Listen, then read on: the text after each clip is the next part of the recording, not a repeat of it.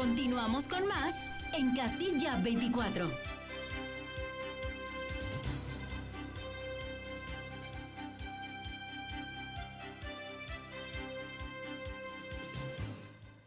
Estamos de regreso, gracias por estarnos sintonizando en este espacio de entrevista y análisis político. Casilla 24, estamos charlando con Jesús Reina García, fundador del nuevo partido político aquí en Michoacán, Más Michoacán. Jesús, te preguntaba antes de irnos a la pausa si ves tú rasgos del actual gobierno que encabeza Andrés Manuel López Obrador con aquellos tiempos del viejo PRI, si se me permite la expresión.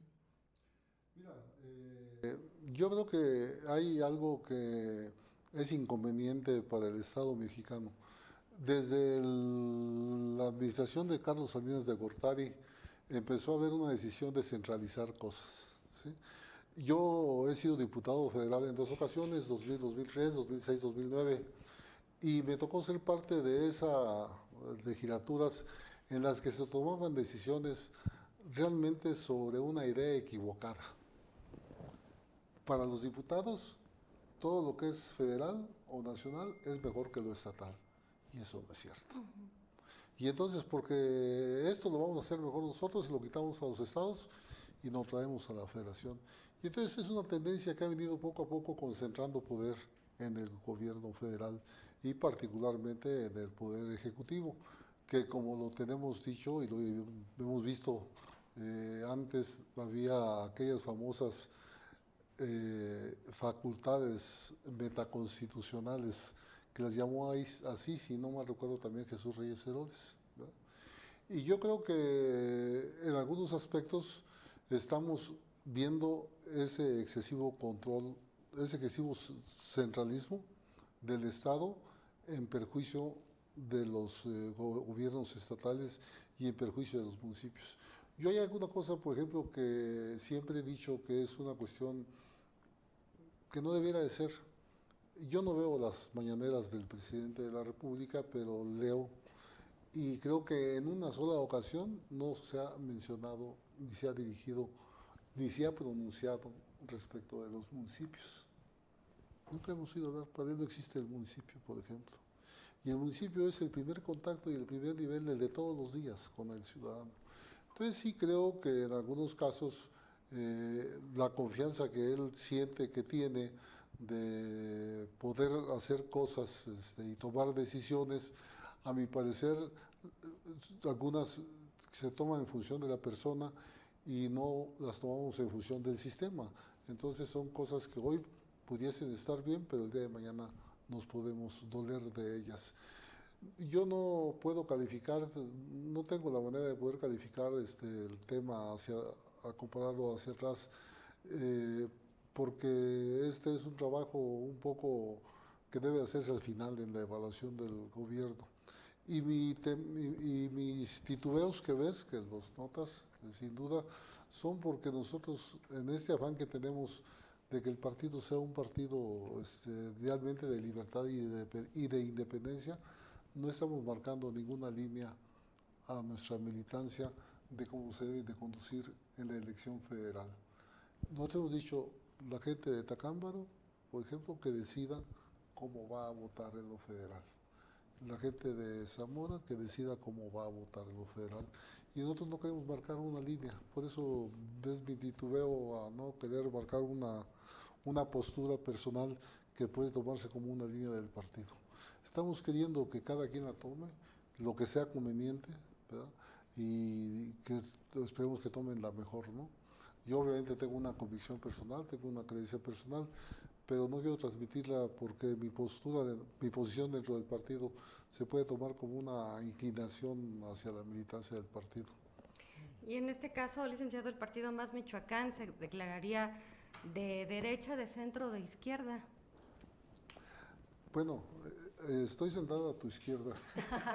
No, me refiero en términos ideológicos. Pero estoy a la derecha de Arau. Ajá. Mira, esos temas geométricos políticos ya no se, para nosotros ya no se dan, no existen. O sea, ¿pueden convivir todas las expresiones o cómo es? No puedes, ¿no? Pero ubicarte en derecha o en izquierda, a mi juicio el problema es ubicarte ideológicamente en donde estás, no en una posición de izquierda o derecha. Pero en ese costumbre que tenemos de ubicarnos respecto de izquierda o derecha, el partido más michoacano lo pudimos ubicar como un partido de centro izquierda. De centro izquierda. Y hay un partido, hay alguna cosa muy importante del partido. Es el único partido que en su declaración de principios invoca como una especie de doctrina el nicolaicismo. Nuestra Universidad Michoacana, que es una institución que ha tenido una participación importante y decisiva en muchos episodios de la historia de Michoacán. Y Entonces, que está muy nosotros vinculado al decimos tema que del somos humanismo. nicolaitas y cómo concebimos el nicolaicismo, y nosotros lo asumimos como nuestro. Y ha sido fuente generadora de muchos políticos y De gobernantes. gobernadores, de presidentes, de muchos. pensadores. Pero no tan solo de políticos, sino cuántos egresados de la Universidad Michoacana no existen en Michoacán. ¿Verdad? Entonces tenemos que motivar ese sentimiento que hay. El ser nicolaita es ser una persona progresista, entregada, comprometido con la sociedad, comprometido con hacer el bien, con servirle a la persona que más lo necesita. Y voy a caer en eso, es un humanismo nicolaita, ¿no? No, pues sí, pues es una suerte de humanismo. ¿Cómo ves, Una Mauricio? marca. Te veo Muy bien, muy bien. muy Sí, reflexivo. justamente estaba analizando el tema. Recordemos que usted estuvo al frente del Estado en un lapso, en un tiempo. El tema de seguridad fue un tema bastante complicado, fue un tema que en ese momento era una cuestión. Hoy vivimos otro tema, pero en la capital, por ejemplo, hay una no coordinación entre municipio y Estado que se ha visto reflejada en los incidentes delictivos, en los índices de violencia. El tema de procuración de justicia cambió totalmente de cuando estaba usted a la actualidad. Pero ¿qué hace falta en Michoacán para tratar de pacificar un poco el tema? ¿Cómo va a trabajar desde su partido? ¿Cuáles son las indicaciones a los candidatos? Porque el tema del agua y el tema de la seguridad son los dos principales ejes y preocupaciones de todos los michoacanos en la actualidad. Y lo vemos justamente con el agua de Pátzcuaro, con el agua de Siragüen, ya tratando de evitar no que decaiga o no que desaparezca, que no se roben el agua de los lagos. O sea, es un tema de seguridad implicando uno de los principales peligros que tenemos, que es que desaparezca este líquido. Tienes razón casi en todo. En lo que no tienes razón en que digas que era un problema la seguridad o que la seguridad era otra. No. Lo voy a decir con toda responsabilidad, sin intención de discutir con nadie ni de plantear una discusión estéril. La seguridad hoy es más difícil que antes. ¿Sí? Yo les quiero decir, no lo hemos dicho, no lo hemos querido decir, porque las decisiones de gobierno finalmente no ayudan. Pero nosotros, 14 candidatos, nos renunciaron a ser candidatos después de que nos habían dicho que sí. ¿Por qué? Porque les dijeron que no que fueran candidatos. Esa es la verdad. Y te voy a decir algo. Yo fui su procurador en 1977. Y en 1977 podíamos plantear una línea imaginaria en Apatzingán y la delincuencia se ubicaba de Apatzingán hacia abajo. Y luego fui procurador en 1992. Y en 1992 la línea para dividir el estado de la delincuencia la podíamos poner en Uruapan y iba de Uruapan para abajo. Hoy se borró la línea. Yo les digo, esto lo puedo decir con mucha facilidad, hay municipios en la Tierra Caliente, estás en un municipio donde una Coca-Cola te cuesta 18 pesos y te vas al siguiente municipio y te cuesta 25. ¿Por qué te cuesta 25? Porque el precio lo establecen los cárteles. 7 pesos lleva la delincuencia organizada. Es una Coca-Cola. ¿Qué pasa con los cigarros, con el vino y con todo lo demás? Las tortillas. Entonces, hoy el problema es que la delincuencia no es una delincuencia de narcotráfico, es una delincuencia contra la sociedad, contra toda la gente que tiene que comprar un pollo para comer, contra la gente que tiene que comprar tortillas, contra el joven y la gente que quiere comprarse un refresco. Y todos tenemos que pagar ese tributo. Entonces la situación es bastante más difícil y lugares en los que yo nunca antes me imaginé ni vi presencia de delincuencia, hoy existe la delincuencia en todo el estado. ¿Sí? Nosotros no hemos querido decir nombres, no hemos querido decir lugares, porque si yo te digo a ti que en el municipio fulano el candidato lo amenazaron, aunque no diga el nombre del candidato, pues se sabe quién es y lo ponemos en No, y no riesgo. tiene caso ponerlo en los En riesgos riesgo. de... No, para nada. Pero Pues nada. ustedes sí han sido enfáticos, licenciado, en denunciar la inseguridad que están viviendo se están viviendo en las carreteras. han sido también muy enfáticos en pedirle a la autoridad que intervenga. Y justo coincide con el hecho de que ayer a la candidata presidencial Claudia Sheinbaum, pues digamos, un grupo de, no se sabe, ciudadanos o delincuentes, pues la pararon el convoy en Chiapas, en Motocintla, Chiapas, y ahorita traen el debate de que si eran o no eran delincuentes, o que si era un montaje, o que si no, porque estaban latinos. Que si traían armas, que si no. En ese sentido, licenciado, usted que ahorita ya se va por la vuelta número 59 o no sé cuál, de recorriendo el territorio michoacano, ¿cómo lo ha pulsado este tema? Usted en lo personal, ¿se siente usted seguro, tranquilo, como para poder transitar el estado? Mire, yo en lo personal he viajado por todo el estado. Ustedes me han visto aquí en Morelia, manejo yo, ando solo. Cuando salgo a carretera no salgo solo, desde luego. Pero normalmente ando solo por todo el estado y nunca ha pasado nada. Yo también creo que hay un principio fundamental para no tener un problema y un riesgo en la vida, que es no tener ningún contacto con estas personas. Ninguno, ¿verdad? Creo que eso te da una garantía de un 75%, dijéramos, ¿no? No hay que meterse y ni hay que tocar nada. Lamentablemente el Estado no tiene la capacidad para poder resolver el problema. Dice que sí hay que atacar las causas. Ataca las causas y vas a perder 3 generaciones. ¿Tienes que ir con las armas? Sí. ¿Y tienes que ir con las causas? Sí. Pero tienes que hacer todo. Tiene que ser una política integral. Yo digo que uno de los principales problemas que tiene la seguridad en México, y no sé si sea intencional, y lo digo desde que yo he servido en el gobierno también, no lo digo desde ahora, es que nunca se han definido las responsabilidades. Nunca se ha dicho, la policía municipal, sus responsabilidades de aquí a aquí. La policía estatal, sus responsabilidades de aquí a aquí, y de aquí para acá es del federal. No. Entonces, cuando hay una dispersión de responsabilidad, pues hay una dispersión también de cumplimiento. Entonces, por eso yo creo que lo primero es que ubiquemos muy bien las cosas. Hablamos más de los policías, mucho se habla más de los policías, y se piensa que el policía está entregado, que el policía está vendido, que al policía le dan dinero. A lo mejor algunos sí, pero muchos hacen cosas por temor. Qué fácil es para un delincuente ir a matar a la familia del policía. Entonces el policía hasta por temor no le mueve la piedrita de quién cometió este homicidio, porque a lo mejor la levanta y sabe que es un agente de la delincuencia organizada. Entonces la situación es bastante difícil, es compleja, no es fácil, pero el problema es que no tenemos un plan, no tenemos una convocatoria del gobierno de ningún nivel que nos convoque a que hagamos algo, ¿sí? Y todos debemos de hacer algo, todos podemos hacer algo. Necesitamos una convocatoria, una idea, una propuesta, un plan. Y si se equivocan, porque se puede equivocar, bueno, hay que revisarlo, reformarlo, cambiarlo y empezar de otro modo. El problema es que no empecemos y que no lo tengamos. ¿Sí? ¿Ves hoy elementos como los que se conjugaron en aquel gobierno que Fausto Vallejo encabezó y que tú incluso estuviste al frente de la administración durante algunos meses y que generaron este levantamiento de civiles armados? Sí, mira, es un tema que no lo puedo tocar todavía como debiera, porque hay personas que todavía viven y no quiero afectar a nadie. Pero realmente el problema, por ejemplo, de esos civiles, ¿cuál fue el problema de ellos con el gobierno del Estado? Cuando yo estaba en el gobierno del Estado, ellos querían que yo los reconociera como un grupo armado. Yo no puedo reconocerlos ni puedo platicar con ustedes como un grupo armado porque estoy claudicando como Estado frente a ustedes. Ustedes se levantaron en armas en contra del Estado y yo no puedo platicar con ustedes. O sea, no puedo reconocerlos como un grupo armado que está. Entonces, el problema es... Pero al final se hizo.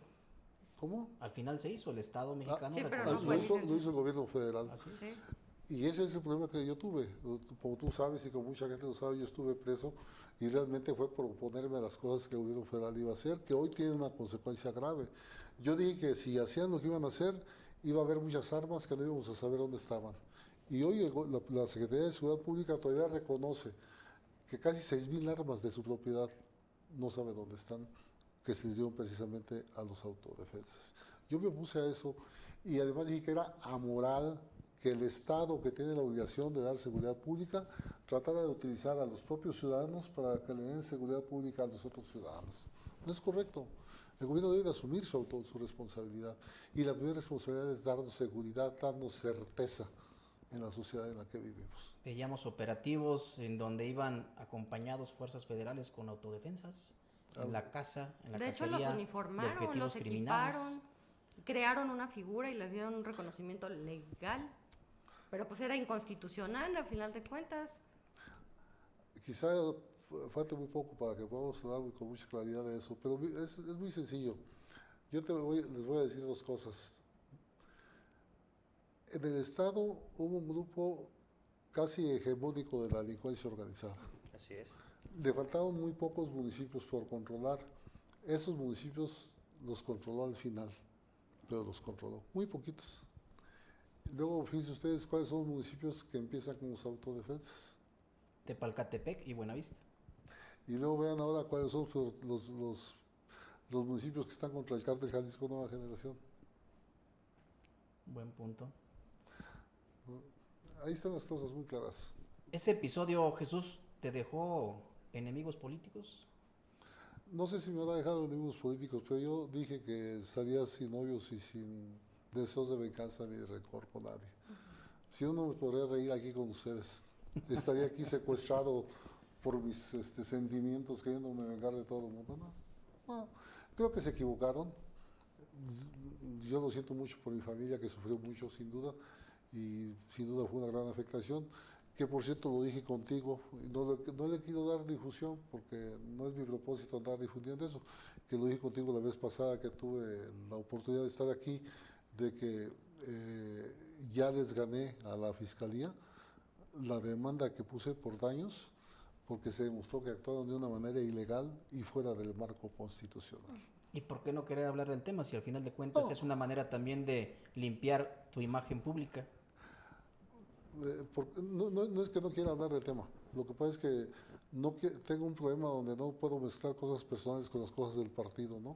Entonces sí lo voy a dar a conocer, sí lo voy a decir y lo haré en los siguientes días, pero en estos días hemos estado atareados ahí en las cosas de candidaturas, de registros y todo esto, ¿no? Pero sí lo voy a dar a conocer porque además dije que lo iba a hacer y quiero decir que ya lo hice y después de esto haré otra cosa más que también la anunciaré, ¿verdad? Adelante, puedes anunciarla. Aquí están los micrófonos y las cámaras para decir. Licenciado, yo me quedé pensando en algo hace rato que usted lo mencionaba, el tema del centralismo, de cómo el modelo político del país cada vez se va concentrando hacia el modelo centralista.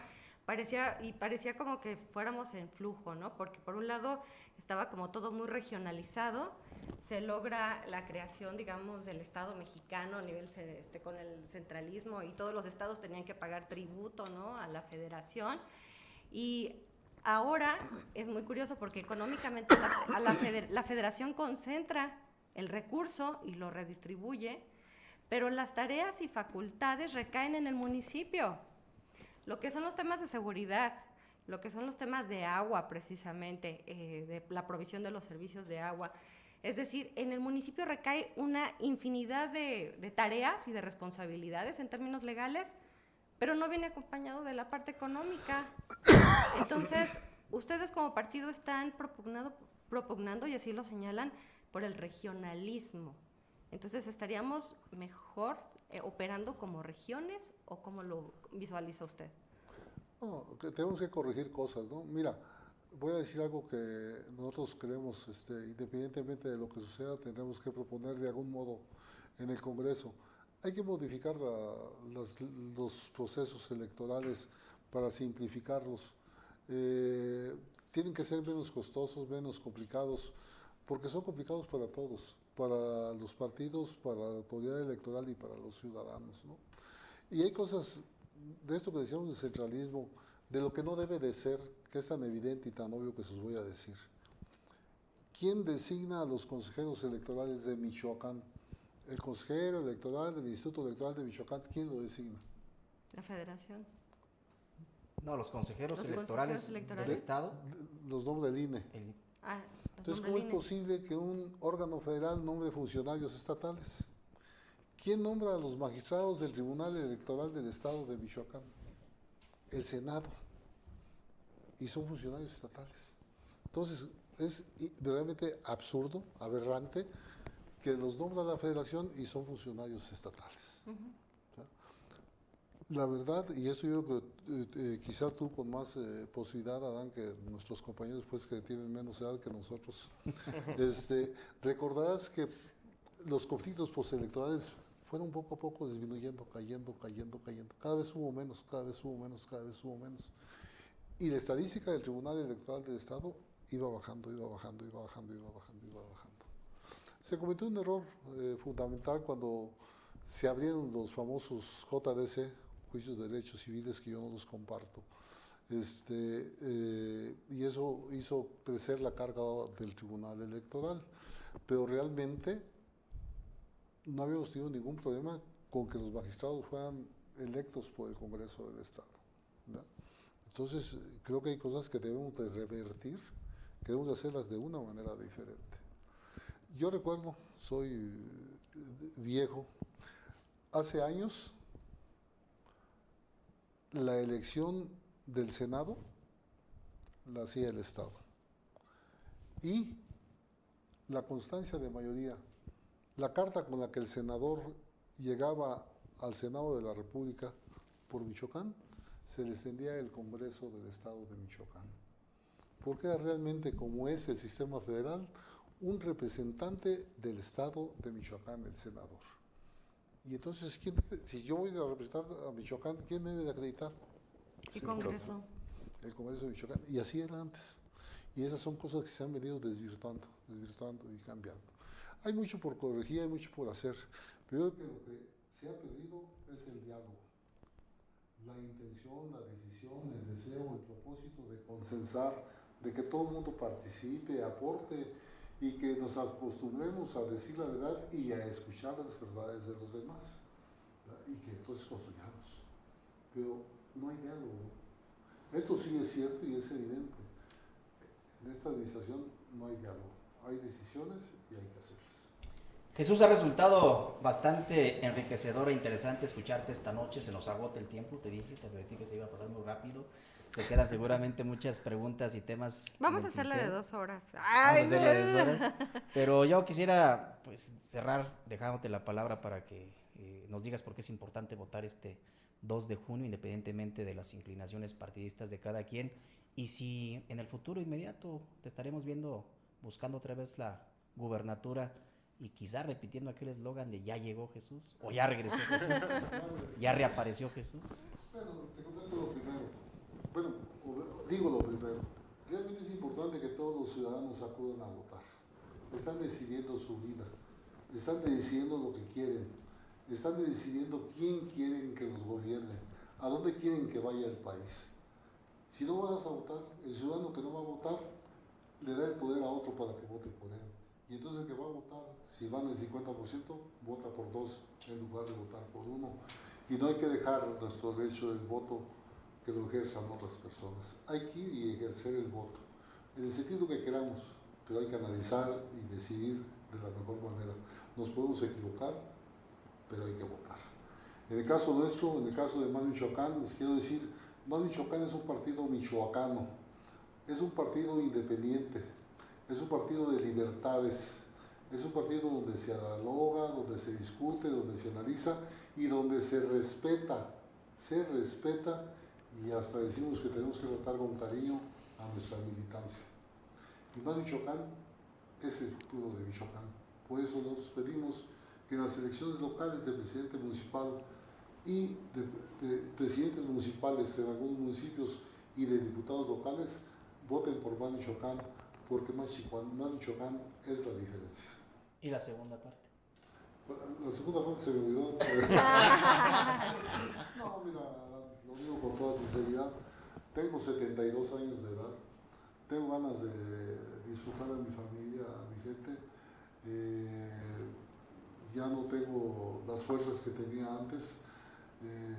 No me veo buscando una candidatura dentro de 3 años cuando tenga 75 años. No, yo me veo ya gozando a mi nieta, a mis nietos, que los quiero mucho, Y la idea de construir más Michoacán es por dejar, esperemos que lo podamos consolidar en esta elección, les pedimos que nos apoyen para consolidarlo, es para tener un camino por el cual puedan transitar los michoacanos a la democracia. ¿Sí? En Más Michoacán pretendemos diseñar un mecanismo en el que todo el mundo participe para decidir a quién queremos de candidato y que no sea una decisión de un grupo ni de la, ¿no? Una participación social que nos permita definir el mejor candidato, el más aceptado, ¿no? Porque el candidato de todos los demás partidos lo van a decidir en México. Y si tú quieres que el candidato a gobernador del 27 se decida en Michoacán, debes de votar por Más Michoacán. Jesús, gracias nuevamente. Gracias a ti, Un gusto tenerte gracias aquí. Mauricio. Estrellita, es un gusto gustazo. saludarles. Y la verdad, yo me da mucho gusto platicar con ustedes. Me siento muy contento de poder platicar. Me parece una reunión, una entrevista, una plática de un muy buen nivel con todos ustedes. Muchísimas gracias. Gracias, Muchas gracias. licenciado. Gracias. Gracias. Estrellita, Gracias. hasta mañana. Gracias. Hasta mañana, mi querido Adán, Mauricio. Mauricio. Gracias, licenciado. Y Igual. gracias a nuestra audiencia, por supuesto. Nos escuchamos el día de mañana, Dan, con más información. Gracias Mauricio, gracias sobre todo a usted por el amable favor de su atención y le esperamos el día de mañana otra vez en punto de las 8 de la noche en Casilla 24. Mi nombre es Adán García, que tenga usted muy buena noche. Gracias.